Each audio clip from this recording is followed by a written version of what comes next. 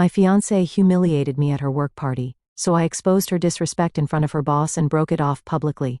Hey, Reddit? I've been sitting on this for a while, trying to make sense of what went down, but I eventually decided to post it. I'm 30 years old, male, and I work as an electrician. I'm not going to sugarcoat it. I love my job. Sure, it's not the kind of thing people put in movies or brag about at fancy dinners, but I've been working with my hands since I was a teenager, and it's what I'm good at. I didn't just stumble into this either.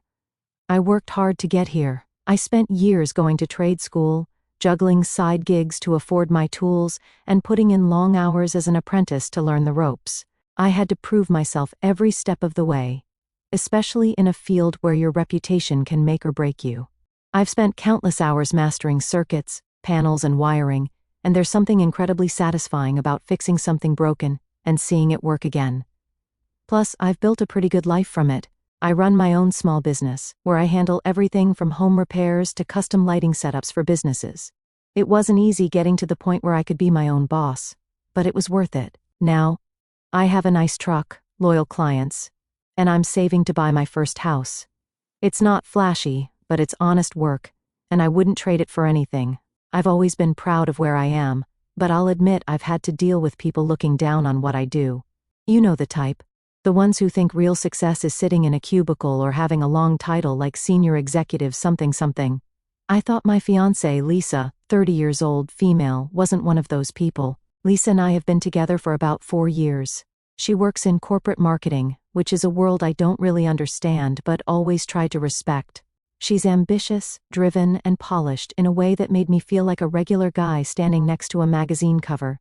She's the kind of person who plans everything, from our weekend brunches to our 5-year goals. I liked that about her. I thought we balanced each other out. Me, the hands-on problem solver, and her, the polished go-getter. In the beginning, Lisa would tell me how much she admired my work ethic.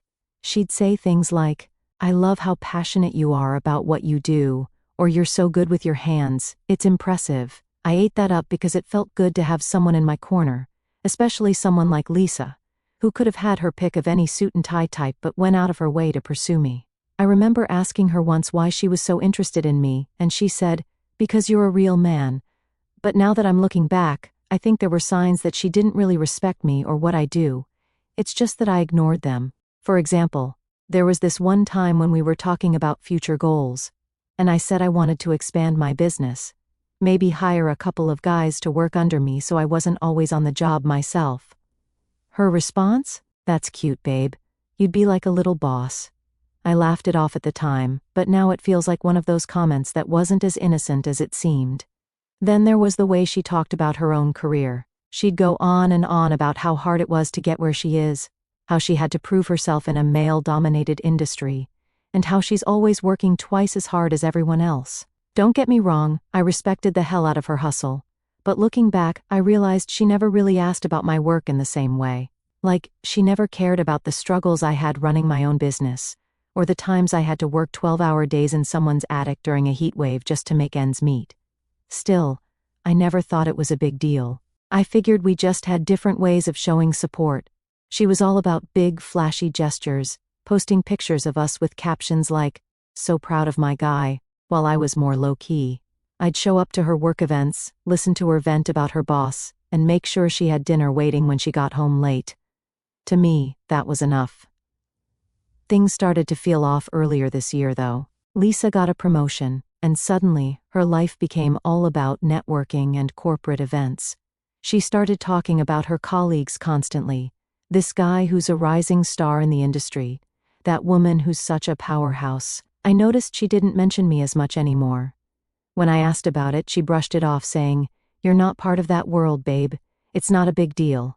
That stung a little, but I let it go. I figured she was just caught up in the excitement of her new role.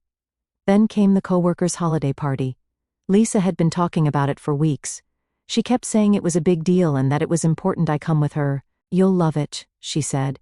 "You'll get to see the people I work with and the world I live in." I wasn't exactly thrilled about spending a night with a bunch of corporate types, but I figured it was important to her, and I wanted to be by her side, so I agreed. As the date got closer, I started to feel more and more out of my element. Lisa was planning everything down to the last detail: what we'd wear, what time we'd arrive, even what kind of conversations I should prepare for. "Just talk about your business," she said. "People love hearing about small businesses." That should have been my first red flag. Why would I need to prepare to talk about what I do?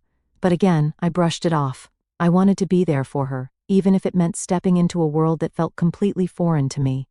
The night of the party, I put on my one good suit and did my best to clean up. Lisa looked incredible, like she always does, in this sleek black dress that probably cost more than my monthly rent. When we got to the venue, I realized just how out of place I was. The place was decked out with fancy decorations. Everyone was dressed to the nines, moving through the room like they were on a runway. I was trying my best to play along, even though this whole thing felt like stepping onto a set of The Office, but, way less funny and way more fake. People were walking around in their overpriced suits and shoes, talking about brand initiatives and quarterly projections. Meanwhile, I'm just trying to keep my tie from choking me to death. Lisa was in her element, though. She was laughing, working the room, and introducing me to everyone like she was the star of the show. Honestly, I was kind of proud of her at first. I mean, she's good at what she does, and it's obvious her colleagues respect her. But the more she introduced me to people, the more it started to feel off. It started small. Every time she'd introduce me, she'd throw in some little comment that felt like a jab, like, "This is my fiancé. He's an electrician. He keeps things running around the house, or if you ever need someone to fix your outlets, he's your guy." She'd laugh, and so would they, but I wasn't laughing. I brushed it off the first couple of times, telling myself she was just nervous or trying to be funny. But after the fifth or sixth time, I started to wonder if this was just how she talked about me behind my back. Anyway, Lisa and I were standing with a group of her colleagues when one guy, a real smug-looking dude in a tailored suit that probably cost more than my truck, asked me what I do for a living. I smiled and told him, "I'm an electrician. I run my own business, simple and plain." Before he could say anything, Lisa jumped in. "Oh, he's amazing with his hands," she said with this overly sweet tone that immediately made me cringe. "He's like my little handyman at home. Anytime something breaks, he's on it." Isn't that adorable? Adorable. That word hit hard. The way she said it wasn't affectionate. It was condescending, like I was some kind of pet she brought to show off. The group burst out laughing, and I just stood there, trying to keep my face neutral. Inside, I was fuming. I wanted to say something, but I didn't want to make a scene, so I just smiled awkwardly and nodded, like I was in on the joke. But I wasn't. I was done. The rest of the night didn't get better. Every time we talked to someone new, Lisa found a new way to put me down, whether it was calling me her fix-it guy, or joking about how I probably didn't get their world of corporate marketing. At one point, I heard her telling someone, "Oh yeah, he's my little wires and pliers guy, like Bob the Builder but less ambitious." I was standing there thinking, did she just reduce my job to a joke? I let it slide, trying to keep the peace, but it didn't end there. What really pissed me off was how casual she was about it, like she didn't even notice she was insulting me. Or worse, she noticed and just didn't care. The way she looked at me when she made those comments, it wasn't love or pride, it was pity. Like I was some small-town guy who got lucky to be with her and should just be grateful for it. The worst part? Everyone else seemed to eat it up. They were laughing along with her, like her insults were the funniest thing they'd ever heard. And why wouldn't they? In their eyes, I was just the blue-collar guy tagging along with the corporate queen. They didn't know me or what I'd built for myself. All they saw was what Lisa was showing them, someone to laugh at. By the time the toast happened, I was already checked out. Lisa stood up in front of everyone, looking like she owned the place, and started thanking her team for their hard work. I was halfway listening, just trying to get through the night without losing it, when she suddenly said, "And I want to give a special shout-out to my fiancé." I looked up, thinking maybe she's going to redeem herself. But nope. "He's not exactly a corporate guy," she said, grinning like she was about to drop the funniest joke of the night. "But if anyone's dishwasher stops working, he's your guy." The room erupted in laughter. I sat there frozen, as 100 pairs of eyes turned to me. My face felt like it was on fire. I looked over at Lisa, hoping she'd notice how humiliated I was. But she was too busy soaking up the attention. She was smiling like she'd just won an award for most entertaining toast. I couldn't take it anymore. I excused myself and stepped outside to get some air. My hands were shaking, and my chest felt tight. I replayed her words over and over in my head, each one hitting harder than the last. Not a corporate guy. Your guy for power outages. What the hell had just happened? That wasn't a toast, that was a takedown. So, I'm standing outside this ridiculously fancy venue, breathing in the cold air, and trying to cool off. The sound of everyone laughing at Lisa's toast is still echoing in my head. I don't know if I'm more embarrassed or angry, or maybe a mix of both. I kept thinking, is this how she's always seen me? Like some handyman she picked up for convenience? A few minutes later, Lisa comes outside. She's got this big, oblivious smile on her face. "There you are," she says, like I'm some kid who wandered off. "Why'd you sneak out?" I look at her, trying to stay calm, but I can already feel the frustration bubbling up. "Do you have any idea how humiliating that was?" She blinks, clearly caught off guard. "What are you talking about?" "The toast," I say, my voice rising a little. "You basically turned me into a joke in front of your entire office." Lisa rolls her eyes, like I'm the one being unreasonable here. "Oh, come on, it was just a joke. Everyone thought it was funny." "Yeah, because they don't know me," I snapped. "All they know is what you told them, that I'm some not corporate guy who's good for fixing their dishwashers. Do you even realize how disrespectful that is?" She sighs like she's talking to a child. "You're overreacting. It wasn't that deep. I was just trying to lighten the mood." Lighten the mood? I could feel my fists clenching at my sides, but I took a deep breath and tried to explain. "Lisa, I've worked my ass off to get where I am. I run my own business. I make a good living, and you reduced all of that to a punchline. How do you think that makes me feel?" Instead of apologizing or even trying to understand, Lisa crossed her arms and gave me this annoyed look. "I don't know why you're being so sensitive about this. It's not like I said anything untrue. You're an electrician. It's not exactly a glamorous job, and there it is, the truth, plain and simple." I stare at her, stunned. "Wow," I said. "So that's how you really see me? Like I'm just some guy with a toolbox who's lucky to be with you?" "I didn't say that. You're putting words in my mouth. All I'm saying is that you need to learn how to take a joke. This isn't about me, it's about your insecurity." She started to yell. "My insecurity?" I felt my blood boiling now. "This isn't about me being insecure. It's about you not respecting me or what I do. Do you even realize how condescending you sounded tonight? How condescending you always sound?" Lisa's face hardened. "You know what? Maybe I do think you're overreacting. And maybe you should consider why you're so defensive about your job. If you were confident in yourself, you wouldn't let a little teasing bother you." That's when I realized we're not just having an argument. This is a fundamental problem. This is who Lisa is. She didn't respect me, and she never has. I take a deep breath, trying to steady my voice. "You know what, Lisa? I can't do this anymore." Her eyes narrowed. "Do what?" "This," I say, motioning between us. "Us, this relationship, I'm done." Lisa stared at me like I've just grown a second head, then she laughs, a short, disbelieving laugh. "You're kidding, right? You're really going to break up with me over a joke?" "It's not just the joke," I said firmly. "It's how you see me, how you've always seen me. You don't respect me, Lisa. You never have. And I'm not going to spend the rest of my life being treated like I'm less than you just because I don't work in an office." Her expression shifted from disbelief to anger. "Are you serious right now?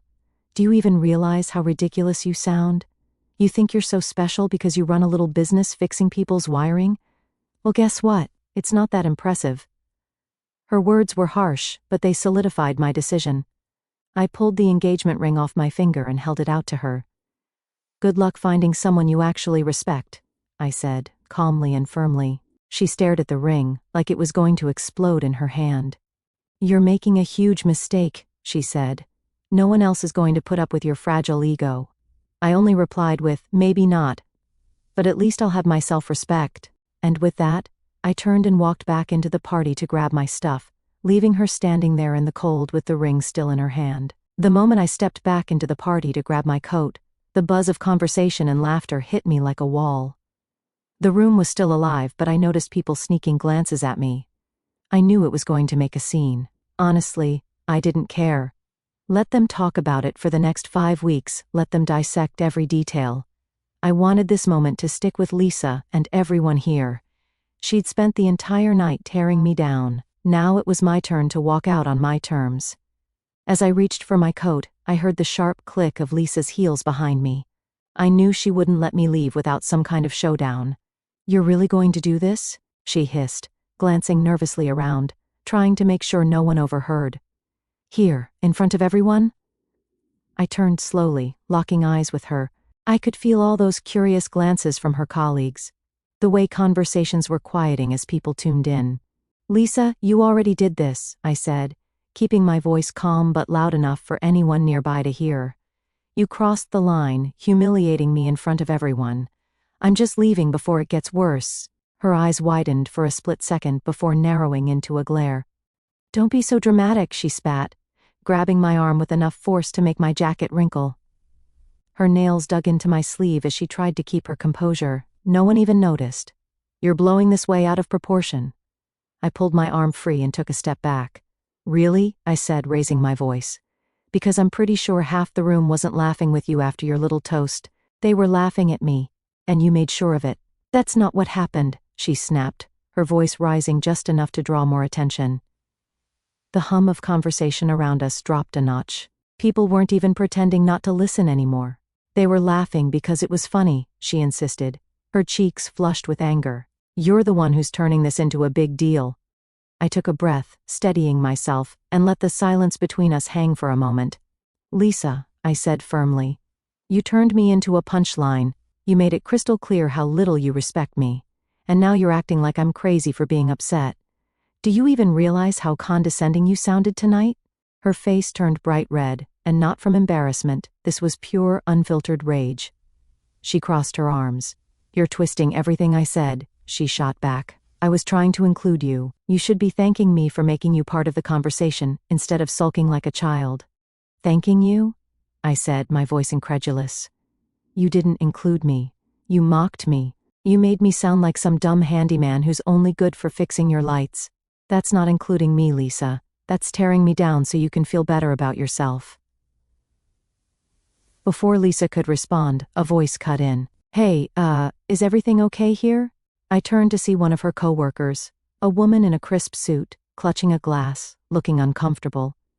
Lisa whipped around to face her, putting on the fakest smile I've ever seen. "Oh, it's fine," she said quickly, her voice an octave higher than usual.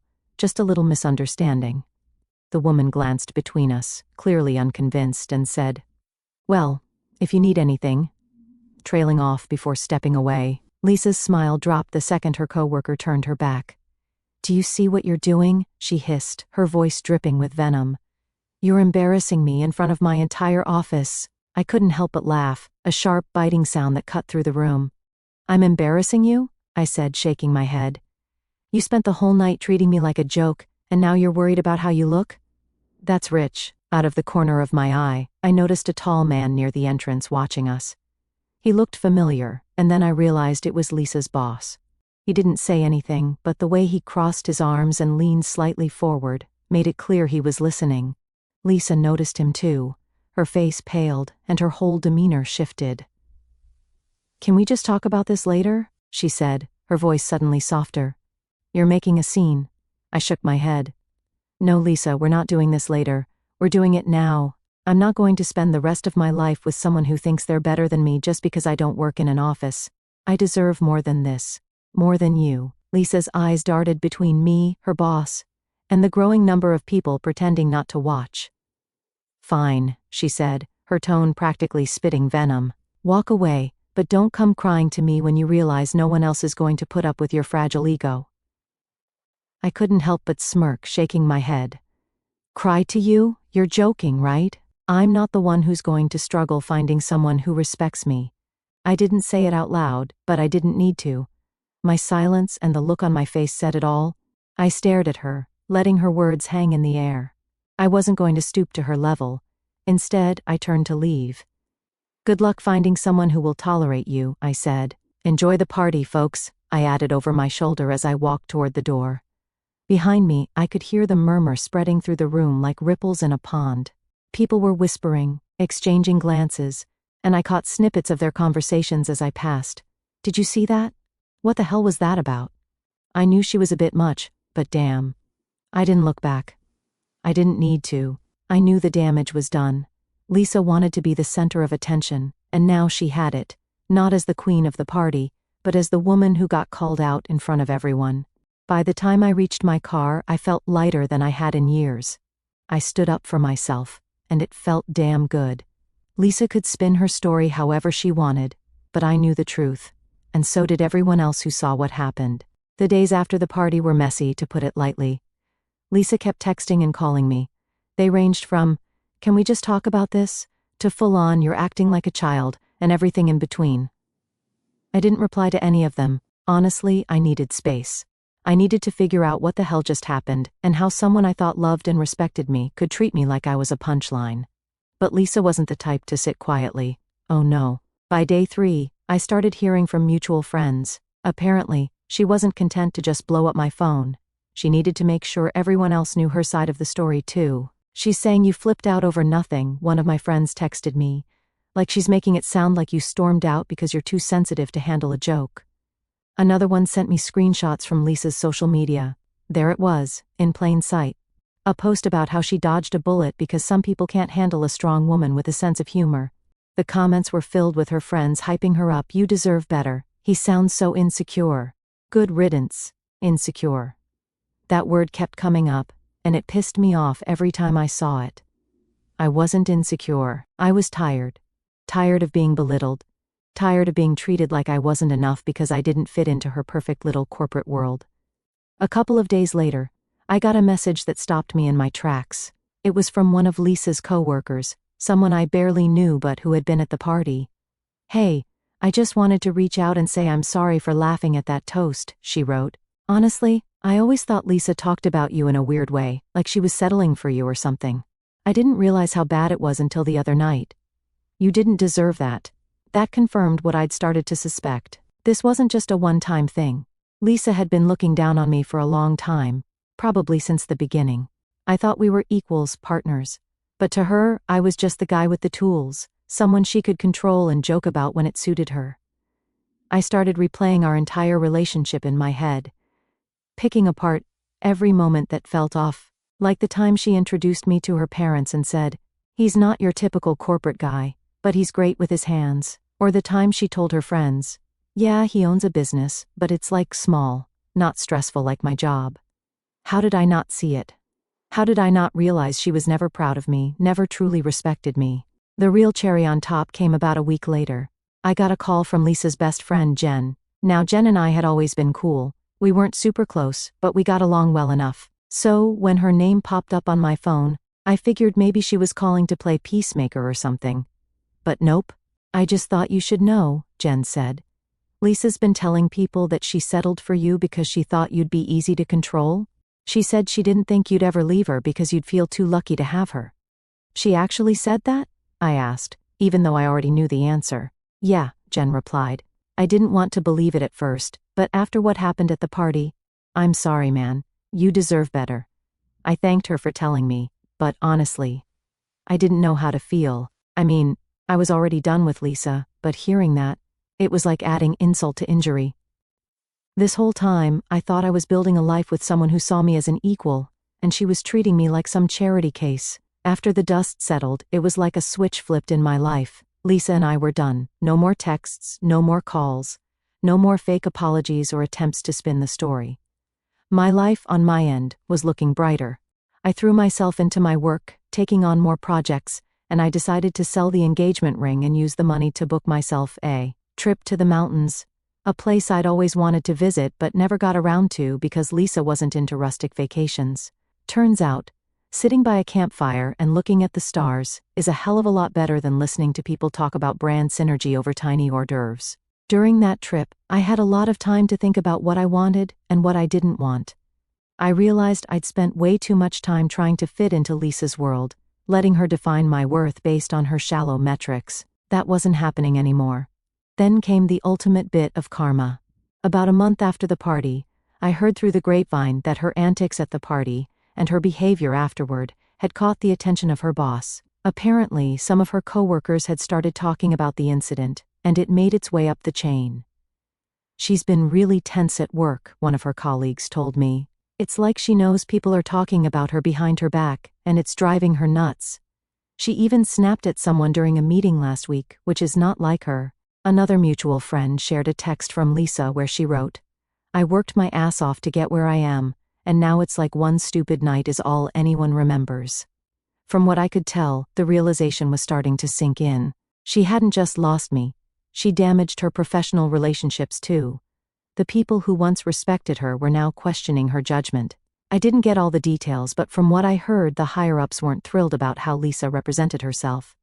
She was passed over for a promotion she'd been gunning for, and let's just say she wasn't happy about it. I won't lie. I felt a little satisfaction knowing karma had finally caught up with her.